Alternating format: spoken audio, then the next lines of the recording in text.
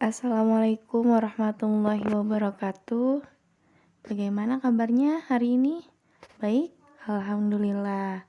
Sepertinya masih semangat dong untuk belajar hari ini. Sekarang mata pelajaran IPA. Pelajaran pertama masih pada semangat? Oke, rupanya masih semangat semua ya. Sebelum kita masuk ke pelajaran, coba Ibu absen dulu ya. Silahkan. Bagi yang sudah hadir, Ibu persilahkan untuk mengisi absen di Google Form.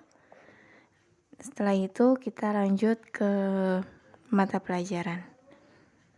Semoga semuanya sudah hadir ya. Ibu tunggu emailnya masuk. Oke, udah ada 5 orang yang mengirim Google Form. Terima kasih. Alhamdulillah ini sudah ada 20 orang yang mengisi absen. Alhamdulillah hadir semua. Semoga bisa mengikuti pelajaran sampai akhir ya. Ya, sudah selesai mengisi absennya. Sebelum masuk ke pelajaran, alangkah lebih baiknya kita berdoa dulu. Berdoa dalam hati mulai. Amin. Semoga ilmu yang didapat hari ini dapat bermanfaat bagi diri sendiri dan juga orang-orang sekitar kita. Amin, amin ya robbal alamin. Dari pembelajaran hari ini kita akan membahas tentang pengertian kalor, hubungan kalor dengan suhu, dan kita akan mengidentifikasi peristiwa-peristiwa yang terjadi pada perpindahan kalor dalam kehidupan sehari-hari. Mari kita perhatikan video berikut atas penjelasan dari pengertian kalor hingga peristiwa kalor yang terjadi dalam kehidupan sehari-hari. Masuk ke dalam materi pengertian dari kalor. Oke, kalor adalah energi panas yang berpindah dari dari benda yang memiliki suhunya tinggi ke benda yang suhunya lebih rendah. Nah, satuan dari kalor yaitu adalah joule. Atau selanjutnya adalah hubungan kalor dengan suhu.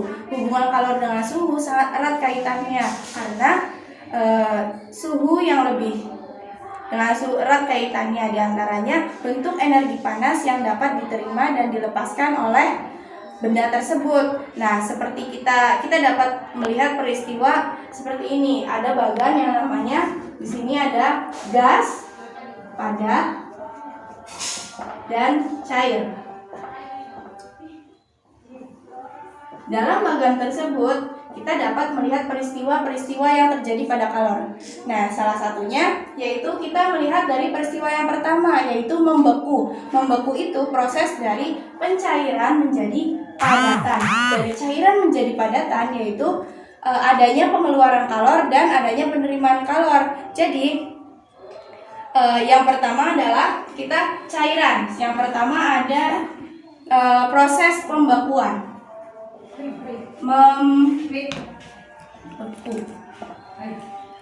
Membeku. Salah satunya yaitu membuat es batu. Dari pembuatan es batu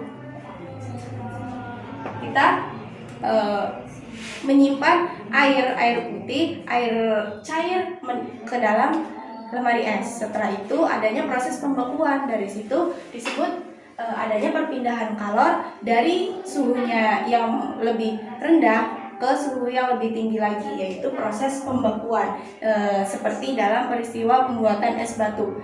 Yang kedua ada proses mencair.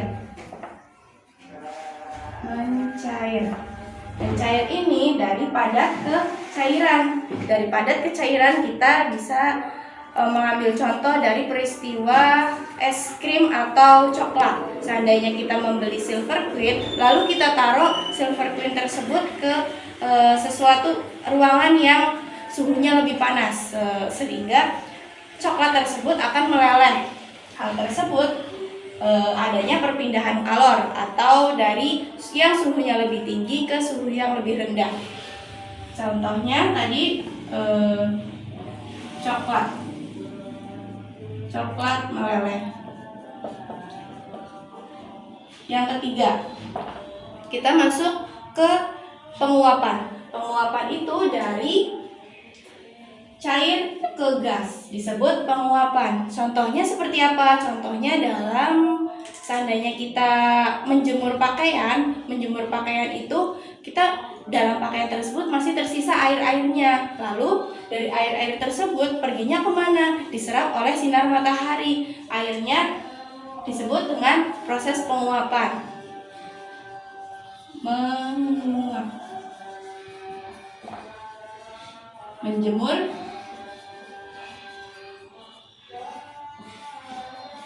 pakaian.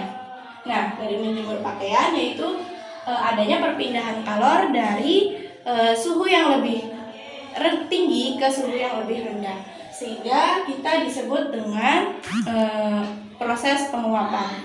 Yang selanjutnya adalah mengembun. Kita masuk ke pengembunan. Kita lanjut di sini 4.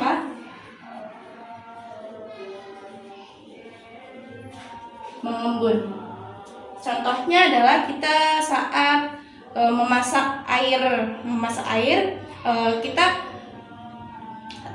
tumpukan air tangan kita kepada kita ambil contohnya dari tutup panci saja. Tutup panci kita sedang memasak air, adanya uap dalam saat memasak tersebut, lalu uapnya masuk ketarik ke atas ke tutup panci tersebut, adanya bintik-bintik dari uap-uap tersebut, disebut itu dinamakan dengan pengembunan. Yang selanjutnya adalah mengkristal. Nomor 5. Dari proses pengembunan ini prosesnya dari gas ke cairan. Setelah itu ada proses mengkristal.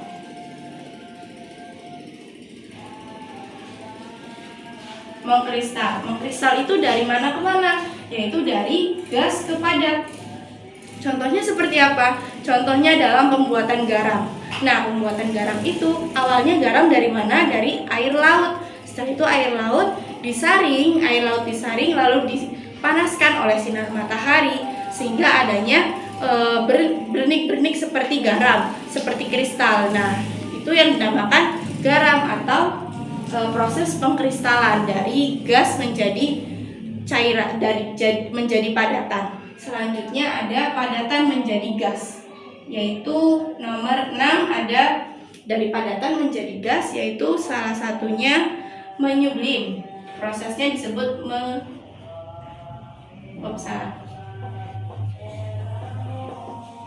menyublim. Menyublim ini sering kita melihat karbol. Nah, karbol kalau kita ditaruh di ruangan, di suatu ruangan, kita mengeluarkan karbolnya lalu kita diamkan di pojok ruangan sehingga ruangan tersebut menjadi harum wangi karena adanya karbol tersebut. Kenapa bisa seperti itu? Karena karbol itu merupakan padatan yang dikeluarkan dari tempatnya lalu terkena angin dan angin tersebut membawa partikel-partikel dari karbol tersebut, disebut dengan menyublim atau karbolnya menjadi kecil kan. Nah, itu merupakan proses dari padatan menjadi gas. Dapat disimpulkan bahwa kalor adalah suatu perpindahan panas dari suhu benda yang suhunya lebih tinggi ke benda yang memiliki suhunya lebih rendah. Kalor juga sering kita temukan dalam kehidupan sehari-hari. Salah satunya saat kita menjemur pakaian, membuat es batu, dan lain sebagainya. Oleh karena itu, kita dapat mempraktekkan materi kalor ini dalam selalu memperhatikan peristiwa-peristiwa panas yang ada di sekitar kita. Sebelum mengakhiri mata pelajaran hari ini, Ibu ingin memberi kesempatan untuk kalian agar menyimpulkan materi hari ini. Silakan boleh ditulis di kolom komentar atas kesimpulan yang telah kalian dapat. Setelahnya Ibu ingin memberikan tugas. Kalian bisa melihat di sekitar kalian benda-benda yang bisa menghantarkan panas dan benda yang tidak bisa menghantarkan panas. Nanti kalian bisa memfotokan bendanya lalu ditulis di buku tulis dan dikirim ke Ibu melalui chat pribadi. Ibu tunggu penyelesaiannya dalam 24 jam. Dalam artian besok jam 8 bisa terakhir mengumpulkan tugasnya ya. Oke, hanya itu yang bisa Ibu sampaikan. Terima kasih banyak dan semoga ilmunya bermanfaat. Tetap menjaga kesehatan bagi kalian yang mengikuti pelajaran hari ini. Dan semoga teman-teman kalian yang belum bisa mengikuti mata pelajaran hari ini, minggu depan bisa mengikuti ya. Amin, amin ya rabbal alamin. Terima kasih banyak. Anak-anak tetap menjaga kesehatan, jangan lupa memakai masker, dan jangan lupa mencuci tangan dan menjaga jarak. Oke? Oke, Ibu. Kurang lebihnya mohon maaf. Wassalamualaikum warahmatullahi wabarakatuh.